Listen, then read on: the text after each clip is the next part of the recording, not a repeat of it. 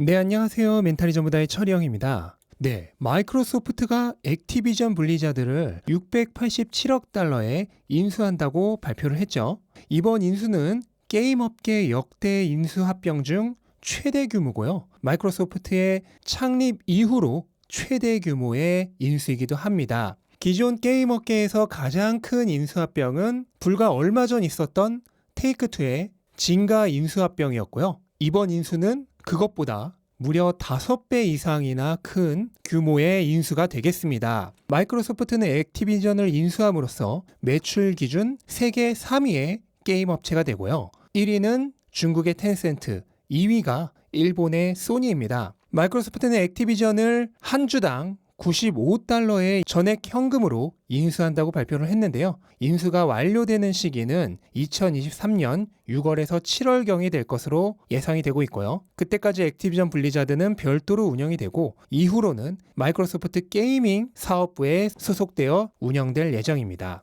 인수가 발표되기 전에 액티비전의 주가가 65달러 정도였으니까 무려 45% 정도 더 비싸게 인수를 하는 게 되겠습니다. 어떤 기업이 다른 기업을 인수하게 되면 보통 피인수 기업의 주식은 인수되는 가격에 따라 일정 비율로 인수하는 기업의 주식으로 변경이 됩니다. 예로 이번에 블리자드가 인수되는 가격은 주당 95달러죠. 그리고 내가 액티비전의 주식을 4주 가지고 있다고 하면 380달러만큼의 마이크로소프트 주식을 받게 되고 기존 액티비전의 주식은 사라지는 방식입니다. 그런데 380달러면 한 주 받고 나서도 돈이 남는데요. 보통 한 주 미만의 주식은 현금 지급이 됩니다. 물론 이것은 일반적인 경우의 얘기고 인수합병하는 기업마다 주식을 정산하는 방법이 조금씩 다르기 때문에 정확한 내용은 추가 발표를 기다려봐야 합니다. 마이크로소프트의 게임업계 진출은 어제 오늘의 일이 아닙니다. 엑스박스라는 굴지의 게임 브랜드를 이미 가지고 있고요. 2021년 기준 154억 달러의 매출로 마이크로소프트의 1년 전체 매출 1680억 달러의 거의 10%에 해당하는 매우 큰 비중을 차지하고 있는 주요 비즈니스입니다. 이전에도 마이크로소프트는 마인크래프트의 개발사를 인수한 바가 있고요. 바로 작년에도 엘더 스크롤이라는 굴지의 IP를 소유한 베데스다를 75억 달러에 인수하기도 했습니다. 어쨌든 이번 인수로 인해 마이크로소프트의 게이밍 소프트웨어 매출은 크게 증가할 것으로 예상이 되는데요. 기존 전문가들의 예상에 따르면 마이크로소프트의 게이밍 소프트웨어 매출이 2020년부터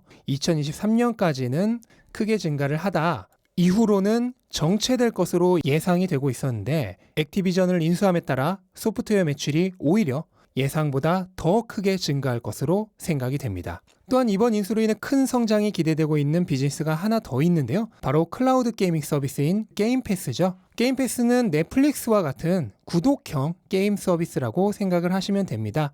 매월 일정 금액을 지불하면 게임 패스 안에 들어있는 여러 게임들을 마음껏 즐길 수 있는 구조고요. 현재 구독자 수는 2,500만 명 정도인데 넷플릭스의 구독자가 2억 명이 조금 넘으니까 오로지 게임만을 할 수 있는 구독형 서비스란 걸 감안했을 때 2,500만 명이라는 구독자 수는 굉장히 많은 숫자라고 볼 수 있고요. 이게 앞으로 더 폭발적으로 증가할 것이라고 기대를 할 수 있게 된 거죠. 왜냐하면 액티비전 블리자드라는 회사는 굉장히 유명한 게임 IP를 다수 가지고 있는 게임 회사입니다. 우선 액티비전의 가장 유명한 게임 중 하나인 콜 오브 듀티 시리즈가 있겠고요. 또 블리자드의 게임은 한국에 사시는 분들이라면 정말 모를 수가 없는 게임들이 다수 포함되어 있죠. e스포츠 시대를 열었다고도 할 수 있는 게임인 스타크래프트, 그리고 최초 PC방의 킬러 게임이었던 디아블로, 그 외에 워크래프트라든지 오버워치와 같은 굉장히 유명한 게임들을 많이 가지고 있습니다. 또한 모바일 게임 중 굉장히 유명한 캔디 크러쉬도 있는데요. 기존의 마이크로소프트는 콘솔과 PC 게이밍에서는 어느 정도의 쉐어를 차지하고 있었는데 모바일 게임에서는 거의 영향력이 없었습니다. 근데 이번 액티비전 인수로 인해 부족했던 모바일 게이밍 분야에서도 어느 정도의 포지션은 차지할 수 있게 될 것으로 기대가 됩니다. 그리고 이번 액티비전의 인수를 발표하면서 마이크로소프트가 향후 메타버스로의 진출도 굉장히 활발히 진행할 것이라고 얘기를 했는데요. 이번 발표 때 메타버스라는 단어를 무려 10번 이상이나 언급을 했다고 합니다. 액티비전이 지금 당장 메타버스와 관련된 IP를 가지고 있는 것은 아니지만 이미 검증된 개발 능력을 가지고 있는 게임 회사를 인수했기 때문에 향후 본격적인 메타버스로의 진출을 시도할 때 큰 원군을 얻은 것이라고 생각하면 되겠죠. 자, 이 발표 이후의 주가는 어떻게 됐을까요? 인수합병 발표 이후 마이크로소프트의 주가는 소폭 하락을 했는데요. 하지만 다른 빅테크들이 이날 거의 비슷하게 하락을 했기 때문에 이번 인수 발표로 인한 주가의 하락 요인은 별로 없었다고 보이고 그냥 시장의 하락과 함께 떨어진 정도라고 보면 되겠습니다. 반면 액티비전의 주가는 무려 25%나 상승을 했는데요. 그런데 인수 가격이 $95인데 왜 $83까지밖에 상승을 하지 않은 걸까요? 이유는 두 가지 정도를 생각해 볼 수가 있는데 우선 인수가 완료되는 시기가 내년 6월에서 7월 정도로 아직 1년 반 정도 시간이 남아있다는 점을 들 수 있습니다. 모든 투자 자산에는 시간 프리미엄이란 게 존재하죠. 1년 반 후에 $95에 인수되는데 오늘의 가격이 $95라면 누가 살까요?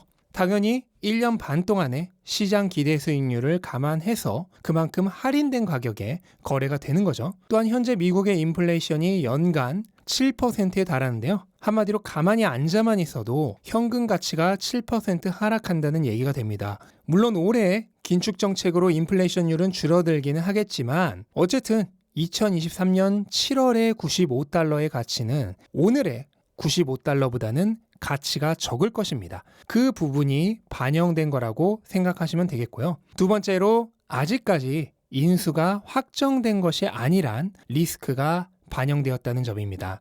현재 지속적으로 빅테크들의 독과점 이슈가 사회적 문제가 되고 있는 상황이죠. 그렇기 때문에 미국 연방거래위원회가 인수를 허가하지 않을 가능성도 존재합니다. 그리고 마이크로소프트는 바로 작년에도 이번 인수가 있기 전 당시로서는 게임 업계 거의 최대 규모로 제니맥스를 인수합병한 전력이 있습니다. 그렇기 때문에 불과 1년이 조금 더 지난 상황에서 또다시 이런 엄청난 규모의 게임 회사 인수를 진행하게 된다면 반독점 이슈를 불러일으킬 수가 있고 그로 인해 인수가 불발될 가능성도 존재한다는 것이죠.